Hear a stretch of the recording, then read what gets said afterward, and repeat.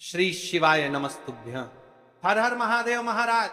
आप सभी लोग जानते हो 2 अक्टूबर 2025 यानी कि गुरुवार को इस आश्विन माह की 10वीं तिथि यानी विजयदशमी पड़ रही है और यह सबसे बड़ी तिथि और साल का सबसे बड़ा दिन है। जीवन में कितनी भी समस्या चल रही हो, विजयदशमी या दशहरा वाले दिन केवल शिव मंदिर में जाकर के इस उपाय को कर लेना, फिर देखना महाराज चमत्कार। मात्र एक तुलसी की लकड़ी का दीपक और 7 चने की दाल वाला उपाय।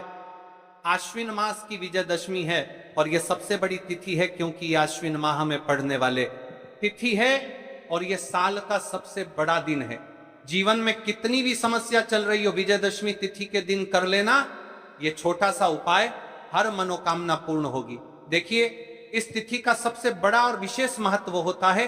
जीवन में जो भी समस्या चल रही है, महाराज विजयदशमी तिथि के पावन पर्व पर मात्र एक तुलसी की लकड़ी का दीपक और 7 चने की दाल वाला उपाय, विजयदशमी तिथि गुरुवार के दिन इस उपाय को अवश्य करना चाहिए। देखिए, ये आश्विन माह की विजयदशमी है। आप सभी को पता है ये साल में केवल एक बार ही आती है। इस दिन केवल यदि इस एकमात्र उपाय को कर लेते हैं तो महाराज जो भी हमारे जीवन में जो समस्या चल रही है, धन संपदा में कमी, कार्य में वृद्धि न होना, घर में दुख कष्ट, सारी समस्या समाप्त होती है क्योंकि यह उपाय एकमात्र आश्विन मास की विजयदशमी और विशेषकर 10वीं तिथि पर किया जाता है। पूरा साल निकल गया हो, आपने इस उपाय को आज तक किया ही ना हो तो महाराज विशेषकर मेरी माता बहन इस अश्विन मास की विजयदशमी यानी कि दशहरा वाले दिन उपाय को अवश्य कर ले। ऐसे मौके बार बार नहीं मिलते। देखिए महाराज, यदि हम इस आश्विन माह की विजयदशमी दशहरा वाले दिन अपने गांव के शिव मंदिर में या किसी भी आसपास के शिवालय में इस उपाय को करते हैं तो महाराज आपके जीवन में कितनी बड़ी भी समस्या क्यों ना हो, वह एक एक करके नष्ट हो जाती है। क्योंकि शिव महापुराण की कथा में उल्लेख है कि विजयदशमी यानी दशहरा वाले दिन का सबसे बड़ा और विशेष महत्व होता है। तो आपको या फिर आपके घर के किसी भी एक सदस्य को इस दिन शिव मंदिर में है छोटा सा कार्य तो अवश्य ही करना चाहिए। यदि आप इस उपाय को करते हैं तो हमारे जीवन में चल रही कठिनाइयों समाप्त होती है, जैसे कि पितृदोष, काल सर्प दोष, वास्तु दोष। उसी प्रकार से हमें मात्र एक तुलसी की लकड़ी का दीपक और 7 चने की दाल वाला उपाय को करना है। 2 अक्टूबर गुरुवार सबसे बड़ा दिन, अश्विन माह 10वीं तिथि और दशहरा यानी कि विजयदशमी पर करना है। ऐसे मौके बार बार नहीं मिलते, केवल वर्ष में एक बार ही इस उपाय को करने का मौका मिलता है। देखिए, आज की इस कथा से हम आपको जो उपाय बता रहे हैं उस उपाय को आपको अश्विन माह की विजयदशमी पर करना है। आज की इस कथा से हम दशहरा वाले दिन आपको इस उपाय को अवश्य करना है क्योंकि यह उपाय केवल विशेष तिथि पर और विशेष पावन पर्व पर ही किए जाते हैं। और देखिए, यदि इस उपाय को आपका घर का कोई एक व्यक्ति भी कर लेता है तो महाराज जी पूरे घर परिवार में चल रही समस्या साथ में समाप्त होती है। सबसे पहले आपको हम इस उपाय का महत्व बता देते हैं। तुलसी की लकड़ी का दीपक घर में माता लक्ष्मी का स्थायी वास करती है क्योंकि यह समर्पण वाला उपाय है और इस उपाय को हम विजयदशमी के दशहरा के दिन पर कर रहे हैं। तो महाराज यदि लक्ष्मी की समस्या है तो वह समस्या भी समाप्त होगी, जो आपकी मुश्किल समस्या समाप्त होती हैं। और चने की दाल यह शुभ का संकेत है, यानी विवाह में अड़चन आ रही है या फिर कोई कार्य में तो उसमें अवश्य सफलता प्राप्त होगी। इस उपाय को करने का तो फल हमें मिलता ही है, लेकिन यदि किसी विशेष तिथि पर किया जाए तो उसका भी हमें फल प्राप्त होता है। आश्विन माह यह महीना बड़े बड़े पूजा पाठ और अनुष्ठान को समर्पित किया जाता है क्योंकि इस माह में बुराई पर अच्छाई की जीत हुई थी। तो देखिए महाराज जी, हमने हमारी पिछली बार की कई सारी शिव महापुराण की कथाओं में आपको इस उपाय को अच्छे तरीके से बताया भी है और समझाया भी है, लेकिन आज एक बार फिर से हम आपको इस उपाय को समझाएंगे क्योंकि 2 अक्टूबर गुरुवार का दिन सबसे बड़ा और विशेष दिन है। देखिए, यदि आपने इस मात्र एक तुलसी की लकड़ी का दीपक और 7 चने की दाल वाला उपाय को कर लिया तो आपको इस उपाय का वह फल मिलेगा जिसकी आपने कभी कल्पना भी ना करी होगी। देखिए, महाराज जी, जो मनोकामना बड़े बड़े पूजा पाठ से पूर्ण नहीं होती, वह केवल इस आश्विन माह की विजयदशमी, दशहरा दशमी तिथि वाले दिन मात्र एक तुलसी की लकड़ी का दीपक और 7 चने की दाल वाला उपाय को करने से पूर्ण हो जाती है। देखिए, मेरी कई सारी माताएं बहनें हैं जिन्हें पता भी नहीं है कि उनके जीवन में जो समस्या चल रही है उसका कारण क्या है, यानी कि मुख्य कारण क्या है, किस वजह से यह समस्या है। मतलब भाई, जीवन में जो अटकने आती हैं जिनका कारण अक्सर हमें पता ही नहीं चलता। देखिए महाराज, आपके जीवन में जो भी समस्या चल रही है वो कालसर्प दोष, वास्तु दोष या फिर कोई अन्य समस्या, आपके घर में माता लक्ष्मी का स्थायी वास ना होना, बार बार लड़ाई झगड़ा या फिर विवाद होना, यह सबसे बड़ी समस्या है। तो महाराज, यदि हम माता रानी के इस पावन पर्व पर, इस अश्विन माह में विजयदशमी, दशहरा दशमी तिथि के दिन इस उपाय को करते हैं तो जो भी समस्या चलिया रही है वह सारी समस्या समाप्त होती है। इस उपाय को आपको किस प्रकार करना है, सामग्री कहां से लेनी है, किस समय करना है, कैसे करना है, ठीक है, तो आपको इस कथा के अंतिम तक बने रहना है। देखिए, हम राशि से जुड़ा भाग्य भी बता रहे हैं और भाग्य में चल रही परेशानियों को भी बता रहे हैं। तो यदि आप अपनी राशि से जुड़ा भाग्य जानना चाहते हैं तो अपना नाम और अपनी राशि कमेंट बॉक्स में अवश्य लिखें। तो चलिए भक्तों, अब चलते हैं उस विशेष उपाय की तरफ जो आपको कल इस विशेष तिथि पर करना है। और इस विशेष पावन पर्व पर हम जिस उपाय की चर्चा करने जा रहे हैं वह अत्यंत ही दुर्लभ और शक्तिशाली है।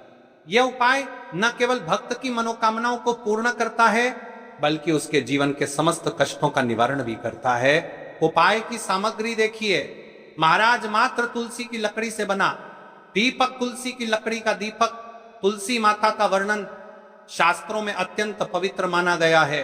तुलसी के बिना कोई भी पूजन अधूरा है।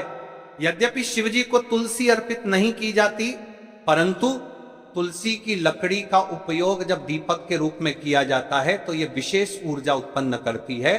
देखिए महाराज जी, अब हम बात कर लेते हैं सबसे पहले उपाय के बारे में। तो देखिए, तुलसी की लकड़ी का दीपक, कई सारे लोग प्रश्न करेंगे कि महाराज जी, ना ही शिव जी को तुलसी समर्पित कर सकते हैं और ना ही इस उपाय को किया जाता है। तो देखिए, इस उपाय को आपको शिव मंदिर की चौखट पर करना है। ये जो दीपक हम प्रज्वलित करेंगे ये शिव मंदिर की चौखट पर करेंगे। तुलसी का संबंध आध्यात्मिक शांति, मानसिक स्थिरता और रोगनाश से है। जब तुलसी की लकड़ी का दीपक जलता है तो घर या मंदिर के आसपास की नकारात्मकता तुरंत दूर हो जाती है। तो देखिए महाराज जी, आपको इस तुलसी की लकड़ी के दीपक के बारे में हम आपको सबसे पहले बताते हैं। हालांकि आपके तीनों उपाय को साथ में ही करना है, लेकिन सबसे पहले और प्रथम तुलसी की लकड़ी का दीपक। तो देखिए, तुलसी की लकड़ी प्राप्त करना, यदि घर में तुलसी का पौधा है तो उसकी जड़ के पास की नरम लकड़ी लेनी है। यदि घर में तुलसी का पौधा नहीं है तो बाजार से भी तुलसी की लकड़ी खरीदी जा सकती है। कई सारे घरों में तुलसी का वृक्ष नहीं होता है तो आप यह भी कर सकते हैं। ध्यान रहे, यदि आप किसी और के घर से ले रहे हैं तो उसे दक्षिणा अवश्य दें। बिना दक्षिणा के तुलसी लेना अशुभ माना जाता है। लकड़ी को तैयार करना, तुलसी की लकड़ी को छोटे टुकड़े में काटकर उसकी बत्ती बनानी है। उस बत्ती पर कपास रुई लपेटना है ताकि वह दीपक में ठीक से जल सके। अब यहां पर महाराज जी, कई सारे लोग प्रश्न करते हैं कि दीपक हमें आटे का लेना है या फिर हमें दीपक मिट्टी का लेना है। तो देखिए, आपको मिट्टी का दीपक का प्रयोग करना है क्योंकि हम तुलसी के लकड़ी के दीपक वाला उपाय कर रहे हैं। ठीक है, दीपक केवल मिट्टी का होना चाहिए। पीतल, कांसे या किसी और धातु का दीपक इस उपाय में उपयोग नहीं करना। मिट्टी का दीपक धरती तत्व का प्रतिनिधित्व करता है और यह शिव पूजन में सबसे उत्तम माना जाता है। अब देखिए महाराज जी, हमें तेल का किस प्रकार प्रयोग करना है। तो देखिए, तेल का प्रयोग इस दीपक में तिल का तेल या घी का प्रयोग करें। तिल का तेल पापों का नाश करता है और घी समृद्धि व शांति का वास कराता है। अब कई सारे लोग प्रश्न करते हैं कि महाराज जी, आपने हमें यह तो बताया ही नहीं कि कितने दीपक का उपाय करना है, आखिर दीपक कितने बने हैं। तो देखिए, कितने दीपक जलाने चाहिए यदि समस्या बहुत बड़ी है, जीवन में गहरा संकट है तो 5 दीपक जलाने चाहिए, यदि सामान्य कामना है तो 1 दीपक भी पर्याप्त है। हर दीपक जलाते समय यह भावना रखें कि हे भोलेनाथ, यह दीपक मेरी अंधकारमय जीवन राह को प्रकाशमय करे। जेके महाराज जी, तुलसी के लकड़ी के दीपक वाला उपाय है, यह कोई साधारण उपाय नहीं है। तो आपको क्या क्या सावधानी बरतनी है?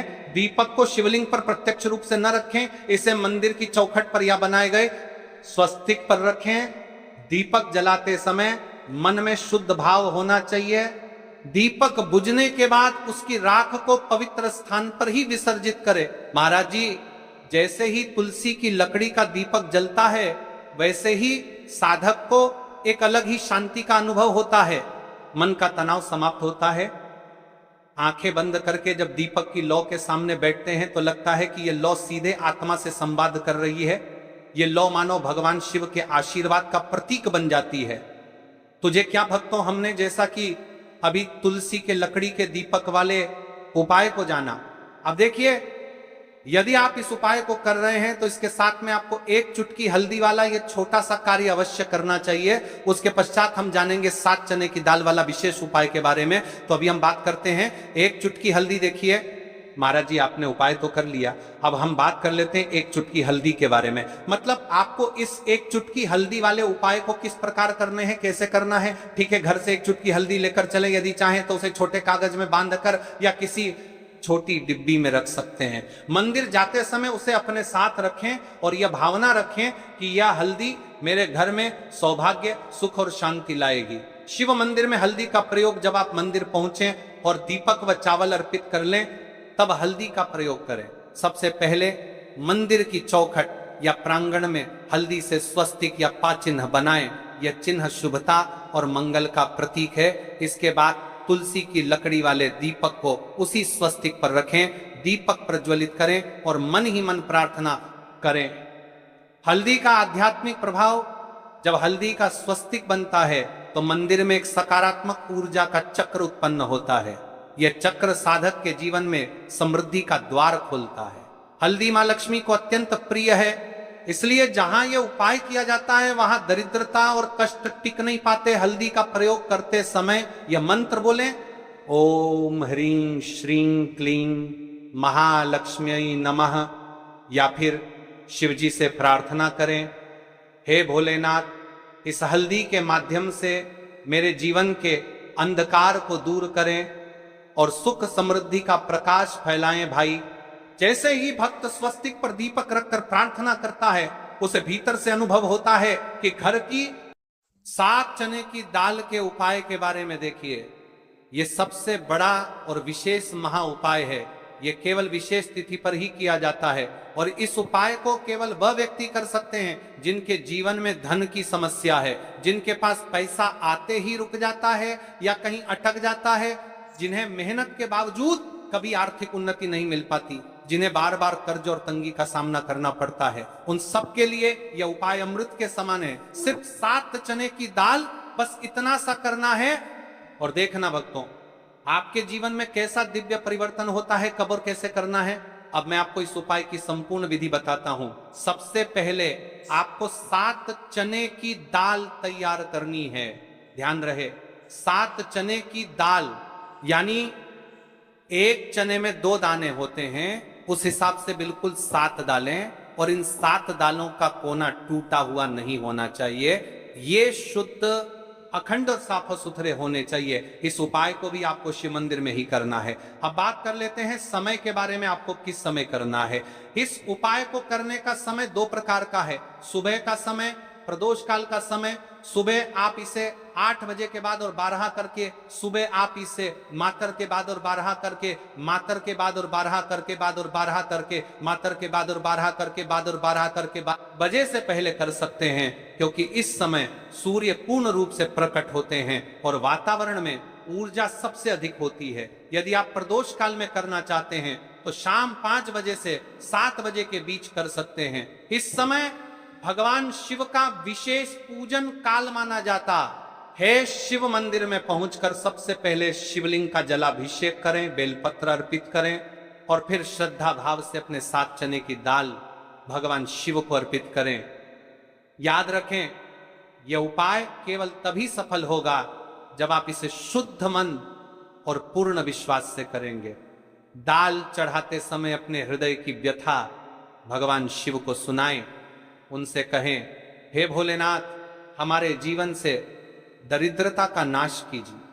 जेके महाराज जी, इस उपाय को आप माता रानी के समक्ष भी कर सकते हैं और भगवान विष्णु के समक्ष भी कर सकते हैं। मतलब आप किसी भी भगवान के प्रतिमा के समक्ष या उनकी फोटो के समक्ष इस उपाय को कर सकते हैं। अब देखिए, उपाय को करते समय आपको बोलना है, हमारी मनोकामना पूरी कीजिए, धन का प्रवाह हमारे जीवन में बना रहे। आपका जो ये वाला उपाय है अब यहां पर समाप्त हो जाता है। अब शिव जी को भी आप प्रसन्न कर लेते हो और साथ में गणेश जी को भी प्रसन्न कर लेते हैं। अब घर आकर के आपको छोटा सा कार्य अवश्य करना है। अब भक्तों, केवल मंदिर जाकर उपाय करना पर्याप्त नहीं है, घर लौटकर आपको एक छोटा सा कार्य भी करना होगा।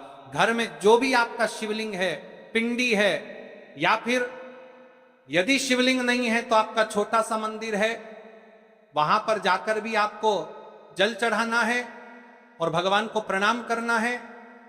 साथ ही घर के मुख्य द्वार पर एक दीपक प्रज्वलित करना है। यही दीपक आपके घर की लक्ष्मी को स्थिर करता है और दरिद्रता को बाहर निकाल देता है। त्र्यंबकम यजामहे सुगंधिं पुष्टिवर्धनम उर्वारुकमिव बंधनान मृत्युर्मुक्षीयमामृतात्। यदि भक्तों आपको यह हमारा उपाय अच्छा लगा हो तो चैनल को सब्सक्राइब करें और वीडियो को लाइक अवश्य करें। और हाँ, यदि आप हमारे द्वारा बताए गए रोज के उपाय देखना चाहते हैं, रोज के दिनांक के उपाय, तो आप हमारे इस चैनल को सब्सक्राइब करें और वीडियो को अन्य में आता है बहनों को शेयर अवश्य करें, ताकि वह भी इस उपाय को करें और अपने जीवन में चल रही परेशानियों को समाप्त करें और आपके ऊपर भोलेनाथ की कृपा बनी रहे। श्री शिवाय नमस्तुभ्यम। हर हर महादेव। मिलते हैं फिर एक नई वीडियो के साथ। और हाँ, कमेंट बॉक्स में अपना नाम और अपनी राशि अवश्य डालकर जाइए। हर हर महादेव। अब बात करते हैं कि इस उपाय को किस समय करना चाहिए। देखिए महाराज जी, इस उपाय को करने के दो समय बताए गए हैं, सुबह का समय, प्रदोष काल का समय।